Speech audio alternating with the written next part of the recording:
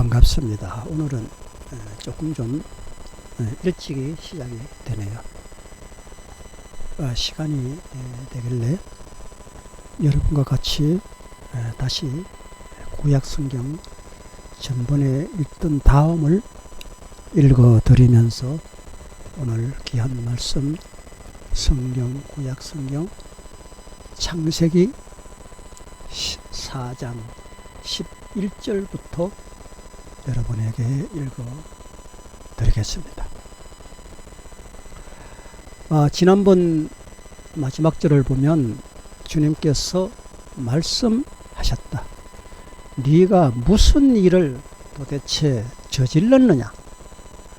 너의 아우의 피가 땅에서 나에게 울부짖는다 라고 하나님은 가인에게 말씀하셨습니다.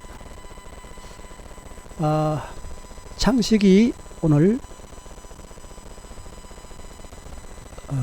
창세기 4장 11절부터 제가 읽어드리면서 여러분과 제가 같이 은혜를 나누겠습니다.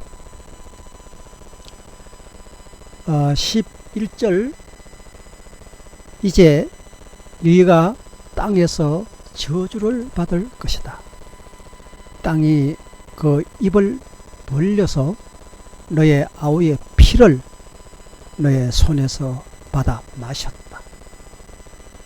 12절 네가 이제는 밭을 갈아도 땅이 이제는 너에게 효력을 더 나타내지 않을 것이다.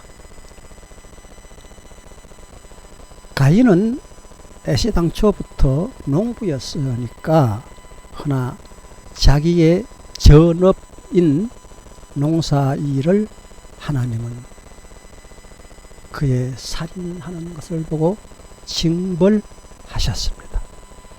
너는 이 땅 위에서 쉬지도 못하고 떠돌아다니게 될 것이다 라고 하나님은 가인에게 말씀하셨습니다. 13절을 보겠습니다.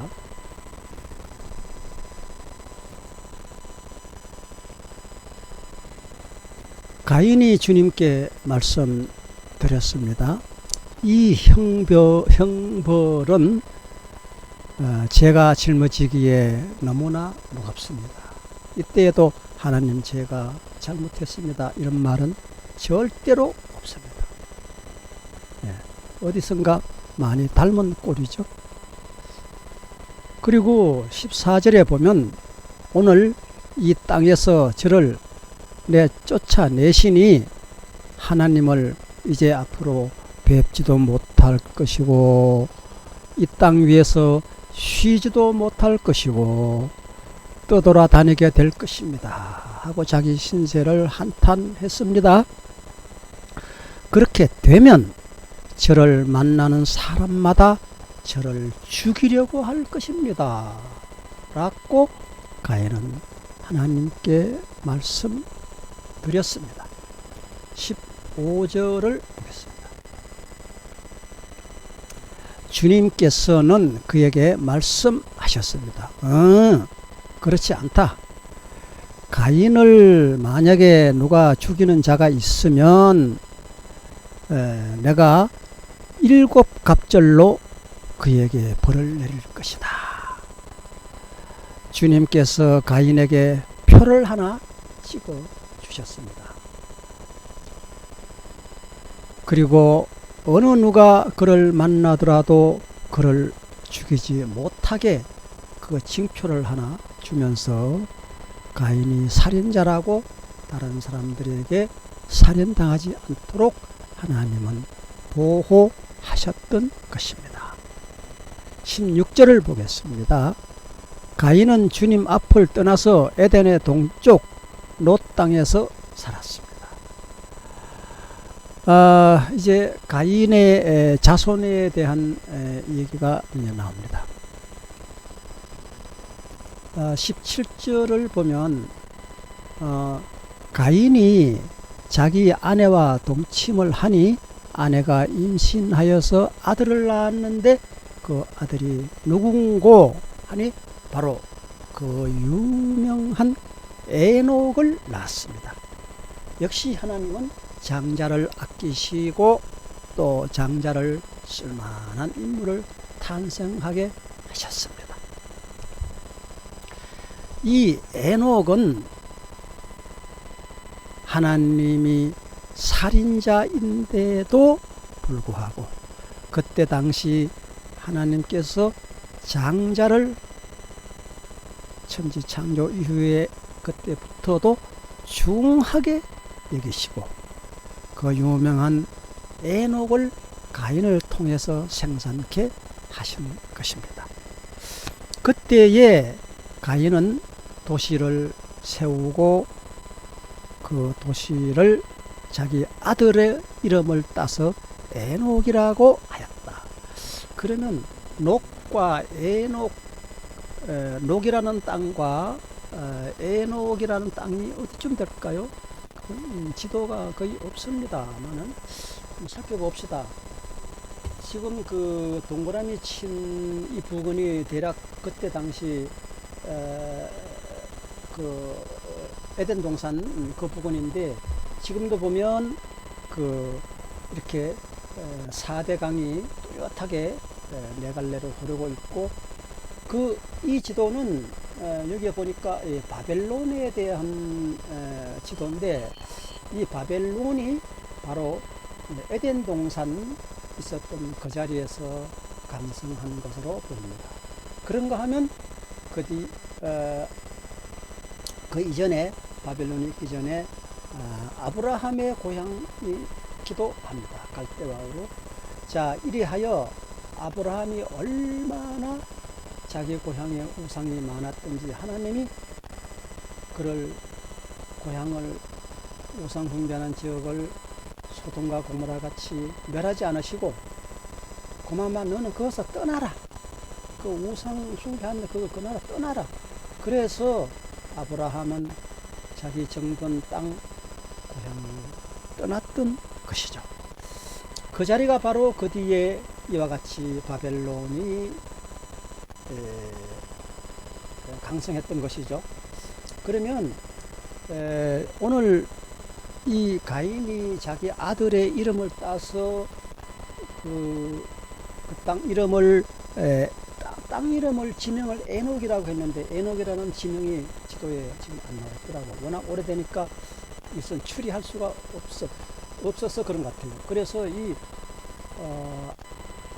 에덴 동산도 지금 정확한 위치는 모르는 거고 지금 바벨론이 강성한 이 부분이 에덴 동산 자리인 것은 분명하고 그리고 오늘 말씀에 보면은 이 가인이 그 에덴 동산에서 쫓겨난 아담으로부터 태어난 이 가인이 아담 이후에 가인이 범죄하여서 또 하나님이 그를 내치지 않습니까? 그래서 이 가인이 이 지금 바벨론이라는 이 북은 동쪽 편으로 옮겨서 거주하였고 거기서 가인이 아들을 에녹이라는 맏아들을 낳고 그 땅 이름을 롯이라는 부근에서 살았는데 롯세 하면 시옷 롯입니다. 근데 그 땅 이름을 롯이라고 하지 않고 그 땅 이름을 에녹이라고 바꾸었다라고 오늘 나오고 있습니다. 이것은 이제 바벨론 시대의 지도인데 여기 보면 뭐 예루살렘이 있고 시리아 이렇게 있고 이 강들이 에덴 동산에서 하나님 창설한 이 강 4대 강이 뚜렷하게 여기는 이렇게 지도에 나오고 있습니다. 그래서 에덴 동산이 있던 자리가 바벨론이 본거지가 나중에 되었다는 지도를 오늘 보았습니다. 그럼 본문 다시 들어갈까요? 자, 그러면 이제 18절을 보겠습니다. 에녹은 이랏을 낳고 이랏은 무후야엘을 낳고 야엘은 무드사엘을 낳고 무드사엘은 라멕을 낳았다. 그래서 이제 지금부터 라멕의 이야기가 이제 시작이 됩니다. 라멕도 역시 가인의 후예로서 자손을 이어주는 축복을 받습니다.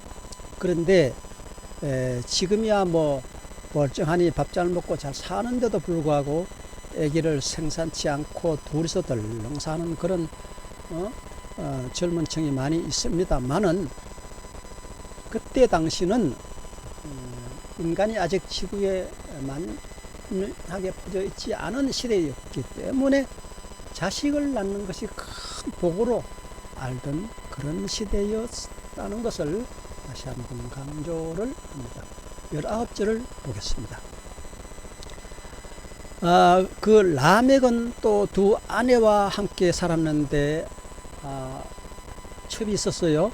한 아내의 이름은 아다이고, 이 아다라는 인명이 그 영문 번역에는 아다라고 안 나오고, 물론 그 아다라는 말이 아시아권 발음을 하면 아다가 되죠. 그렇지만은 영문 번역에는 그 잉글랜드 발음으로 해가지고 A라고 이렇게 표기되고 있습니다. 영문 번역에 A하고 그 아다를 A라고 이제 이렇게 영문 번역에서 번역되어 있는 것을 볼 수 있었고, 또 한 아내의 이름은 실라이다.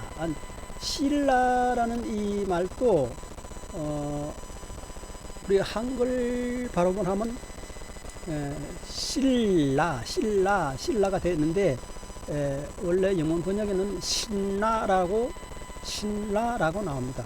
물론 이것도 영어 번역도 장문양으로 들어가면 신라라고 표기가 돼요. 근데 이제 이 단문양으로 나올 때 신라라고 영문 번역에 표기되고 있습니다. 자, 그러면 20절을 보겠습니다. 20절, 아다는 야발을 낳았는데 그는 장막을 치고 살면서 집짐승을 치는 사람의 조상이 되었다 라고 기록이 되어 있습니다. 그런데 이 한글 번역에 집짐승을 치는 사람의 조상이 되었다라고 이렇게 나오는데, 이 영문 번역에는 DM 샥처프 허들 이렇게 양치기의 조상이 되었다. 양치기와 집짐승은 상당히 거리가 있죠. 집짐승은 뭐 소, 말, 돼지, 뭐 개 다 집짐승이지만은 영문 번역에는 양치기 조상 허들 이렇게 표기가 되고 있습니다. 자, 21절을 한번 볼까요? 그의 아우의 이름은 유발인데, 유발은 수금을 타고 퉁소를 부는 모든 사람의 조상이 되었다 라고 기록이 되어 있습니다. 22절, 또 여기 이제 실라로 나옵니다. 한글 번역에. 또한 실라는 두발가인이라는 아이를 낳았다. 두발가인. 이렇게 이제 대가 자꾸 내려갑니다. 그는 구리나 쇠를 가지고 온갖 기구를 만드는 사람이었다 라고 한글 번역에 온갖 기구를 만드는 사람이라고 복수 차원에서 설명하고 있습니다. 많은 영문 번역에는 그렇게 안 나와 있어요. 온갖 기구라 그러면 뭐 많지요. 집안 기구만 해도 뭐 장롱, 밥숟가락, 밥솥, 이런 모든 기구가 될 수 있는데 이제 복수가 되죠. 그런데 영문 번역에는 단서로 나옵니다. 단서로 나와요. 벤저맨이라고 나옵니다. 벤저맨이라고 나옵니다. 그것은 악기를 만드는 사람이었다. 온갖 기구가 아니라고는 기구도 악기도 기구 속에 들어가죠. 그래서 이렇게 복수로 설명하고 있습니다. 영문 번역에. 그리고 두발가인에게는 나아마라고 하는 누이가 있었다. 누이도 여기서는 이제 손에 귀하니까 기록이 됩니다. 자, 23절을 한번 보겠습니다. 라멕이 자기 두 아내들에게 말했습니다. 아담이나 가인이나 이런 사람들은 다 아내가 하나밖에 없는데 라멕부터 이제 막 후처가 등장합니다. 그 뒤로도 이제 많은 야곱이라든지 많은 사람들이 이제 후처를 가지는 그런 제도가 펼쳐지는 거죠. 빨리 인간 씨를 퍼뜨리겠다 그런 거죠. 자, 그렇게 해서 라멕이 하는 말이 자기 아내들에게 아다와 실라는 내 말을 들어라. 라멕의 아내들은 내가 말할 때에 귀를 기울여 주라. 이렇게 말했는데 또 나에게 상처를 입힌 남자를 내가 죽인 바가 있다. 이게 바로 가인의 그 나쁜 행동입니다. 그리고 나를 상하게 한 젊은 남자를 내가 죽인 바가 있다 라고 이렇게 나옵니다.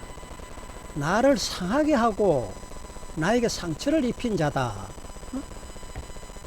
이게 동생이 언제 그렇게 했습니까? 전혀 없는 거 자기 입장에서는 그렇게 보였다라고 합리화시키고 있는 이 가인의 태도가 참으로 하나님 보시기에 아름답지 못합니다. 이 단어가 바로 부정적인 자의 원조인 것입니다. 아마 지금도 부정적인 자가 있으면 그거는 가인의 후예야. 그리고 나를 상하게 하고 나에게 상처를 준 자라고 뒤집어 씌웁니다. 죽은 사람을 뒤집어 씌워요. 나는 마땅히 그를 죽인 것이 대단히 마땅하다. 전혀 누침이 없어요. 자기 동생을 죽이고도. 내가 살인죄인이다 라는 말은 절대로 없습니다.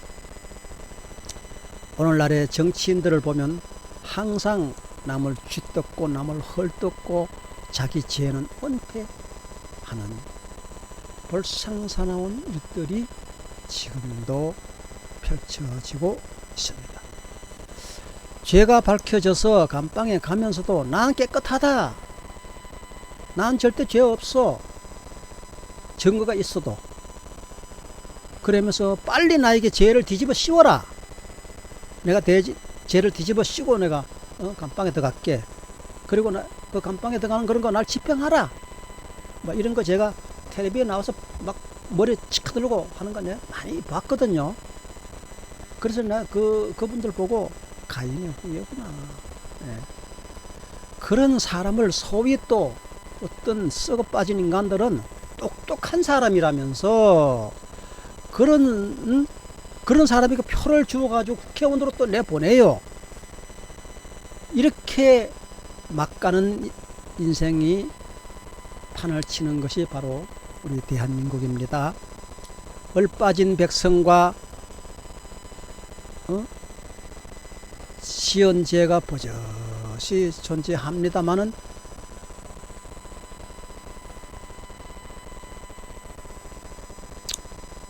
정말 말하고 싶지 않은 얘기들이네요. 그들이 정권을 잡으면 온갖 저주가 하늘에서 내리는 것을 지금까지 여러분이 많이 보아왔을 겁니다. 그 내리는 징벌을 보면은 저는 바라보면서 아합을 생각했습니다. 그동안 아합은 원래부터 신본주의자입니다. 아합은 우상 숭배자가 아니었어요. 하나님도 잘생겼어요. 그런가 하면은 우상 숭배하는 자가 와 속삭이면 또 그 우상도 잘생겼어요. 그러니 하나님이 아합을 죽이지 않고 살려두신 거죠. 우상도 잘 섬기고 하나님도 잘 섬긴 아합이 어떻게 됐습니까? 그러나 그 아내를 맞이할 때 그때 당시 율법에 너희는 율법입니다. 너희는 이방인과 절대로 혼인하지 말라.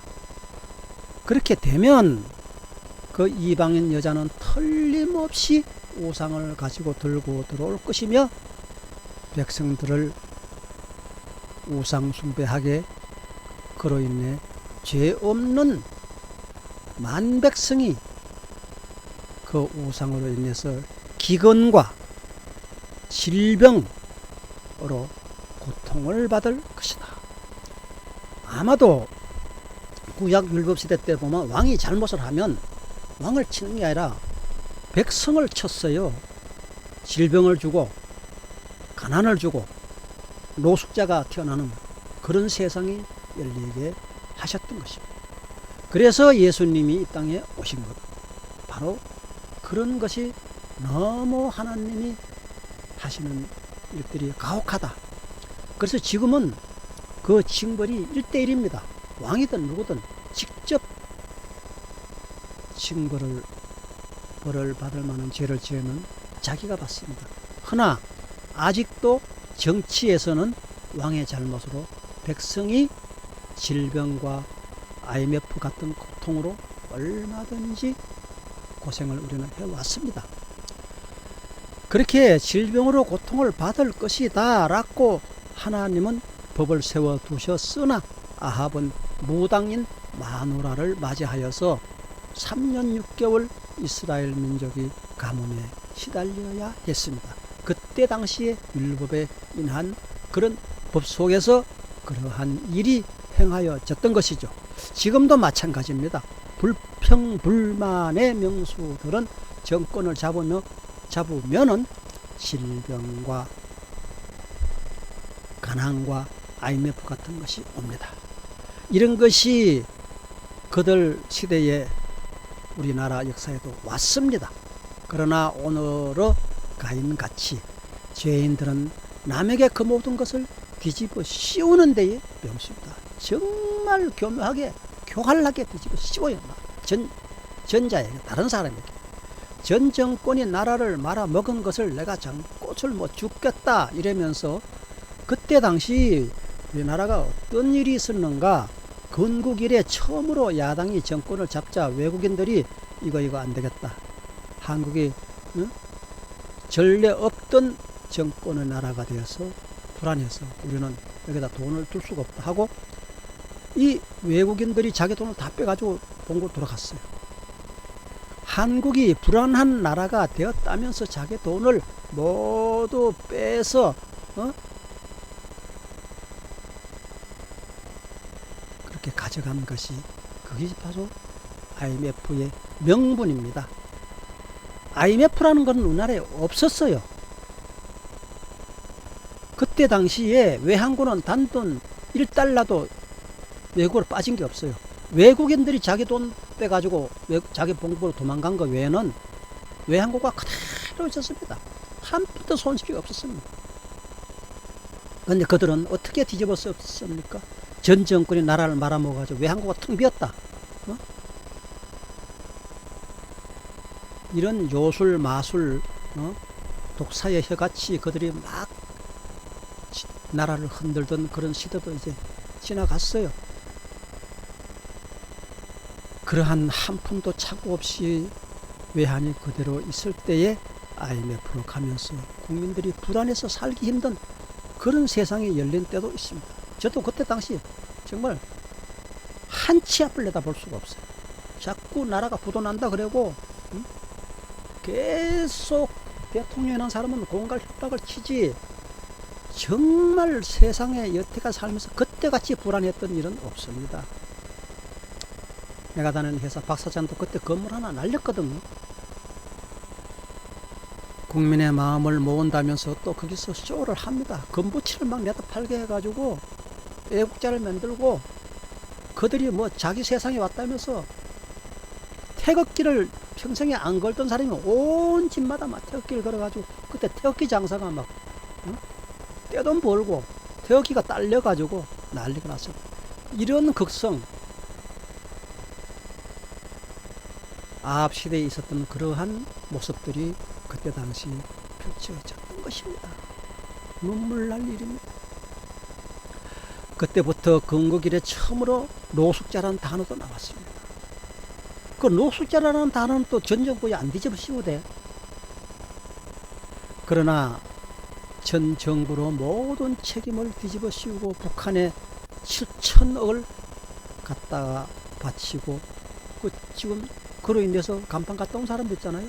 그 갖다 바친 사람. 그 값으로 또 노벨상을 약속받고 결국은 노벨상도 탔죠.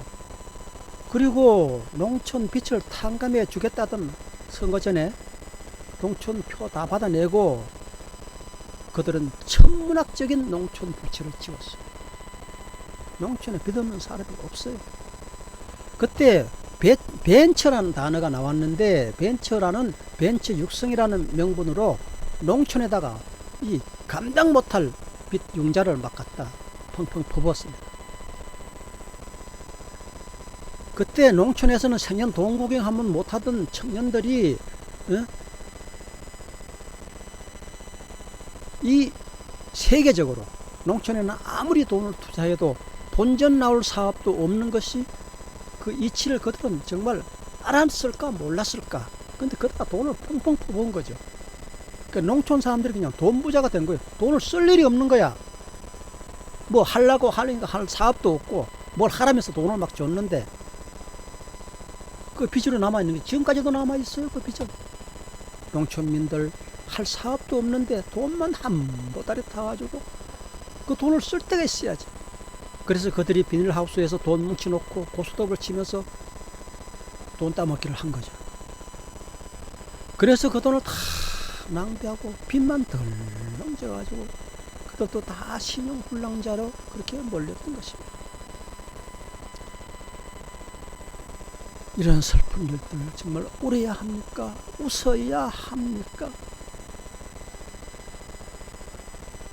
우리나라가 살아가면 원자재 구입에는 일본보다 더 가깝고 좋은 조건이 없습니다.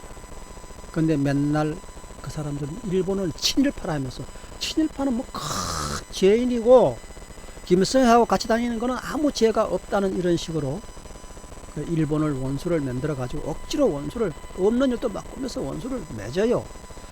그리고 그 사람들이 일본 내 그 할머니들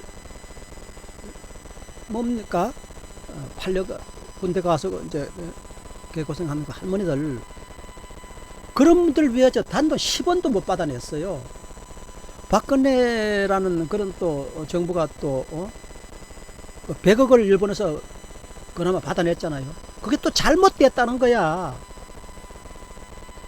그러면서 돈을 웃겨주고 할머니한테 주지도 않아요. 아유, 그 할머니들은 그래도 또 그 사람들 말을 듣고 또 일본을 지금도 사죄하러 일본이 그 사람들을 사죄하게 생겼어요. 말도 안 되는 일만 계속 억지로 안 될 일만 내세우는 거야. 그리고 그들이 하는 일은 김정일, 김정은과 손잡고 백두산에 뭐 말 타고 올라가고 난리가 났습니다. 한 푼의 이익도 없는 그 북한 그 나라와 그들은 거짓을 하고 있었습니다. 더 이상 말하면 뭐합니까? 내만 나쁜 사람이지. 그래서 그만두고 가인은 자기가 잘못했다고 단 한마디도 하나님께 용서를 구하지 않았습니다. 꼭 누구와 같아요. 절대로 그들은 잘못했다고 안 그럽니다. 용서를 가인은 구하지 않고 내가 죄인이라고 감히 나에게 그 같은 징벌을 줍니까? 하나님 앞에 대드는 거예요.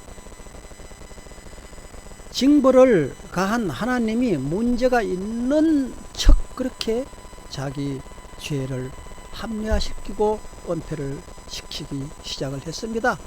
이 가인은 지금까지도 가인이 자기 동생을 쳐서 죽인 것이 살인죄라는 것을 전혀 인식을 못하고 있습니다. 그러한 문제를 합리화시키는 방법의 스토리는 오늘날의 정치인들의 축소판 바로 것입니다. 그러나 하나님은 살인자라도 장자인 그 가인을 보호하려고 그를 보호하는 정표까지 주셨습니다. 이 와중에도 가인은 또 자기 자식들과 그 자부들을 모아놓고 이렇게 말합니다. 24절을 보겠습니다. 이 가인이 하는 말입니다. 가인을 해친 벌이 7갑절이라면 자기가 7갑절의 징벌을 받았다면 라멕을 해치는 벌은 77갑절이 될 것이다 라고 말했습니다. 셋과 에노스의 시대가 지금 열립니다. 25절에 이렇게 나와 있습니다. 25절 아담이 다시 자기 아내와 동침하였더니 마침내 그의 아내가 아들을 낳았습니다. 그리고 그 아내가 하는 말이 하나님이 가인에게 죽은 아벨 대신에 다른 씨를 나에게 허락하셨구나 하면서 그의 아내 하와는 아이의 이름을 셋이라고 지었습니다. 그래서 아담의 아들이 가인과 아벨은 죽어버리고 없고 셋 이렇게 두 명이 되었던 것입니다. 자, 26절을 보겠습니다. 셋도 아들을 낳고 아이의 이름을 에노스라고 지었습니다. 그때서야 비로소 사람들이 주님의 이름을 여호와의 이름을 불러가면서 하나님께 예배드리기를 시작하였다라고 기록이 되어 있습니다. 이 아담의 시대부터 이 셋이 탄생할까지 이때까지 하나님 앞에 예배드리고 제단을 쌓은 적이 없었는데 처음으로 이때부터 하나님 앞에 제단을 쌓고 예배를 드리기 시작을 한 것이죠. 이제 오늘 또 여러분이 우리는 그 몹쓸 정치인이나 가인같이 그렇게 되지 말고 그들에게 표도 정말 주지 말고 정말 열심히 일 잘하고 뭔가 하려고 소망을 가지고 일하는 그런 사람들에게 표를 찍고 또 그런 일을 위해서 기도할 때 하나님이 축복을 해 주시고 이렇게 되는 원리를 오늘 가인의 살인 행위에서 우리는 잘 배우게 된 것입니다. 이와 같이 하나님은 그 살인자 가인에게도 지상의 인구를 인간의 씨앗을 늘리기 위해서 그를 사랑하시고 정표까지 주면서 가인을 죽이지 못하게 하셨다는 놀라운 그 하나님의 사랑, 이 사랑을 어찌 우리가 말다 하리요. 그러므로 우리는 절대로 앞으로 가인과 같은 사람은 되지 말자. 이것이 오늘 성경 본문의 취지입니다. 그래서 가인에 대한 역사의 역설, 이것이 우리 마음의 씨앗이 되고 우리를 선도하는 밑거름이 될 것일 줄로 저는 확실히 믿고 이 시간 여러분과 말씀을 마치겠습니다. 감사합니다.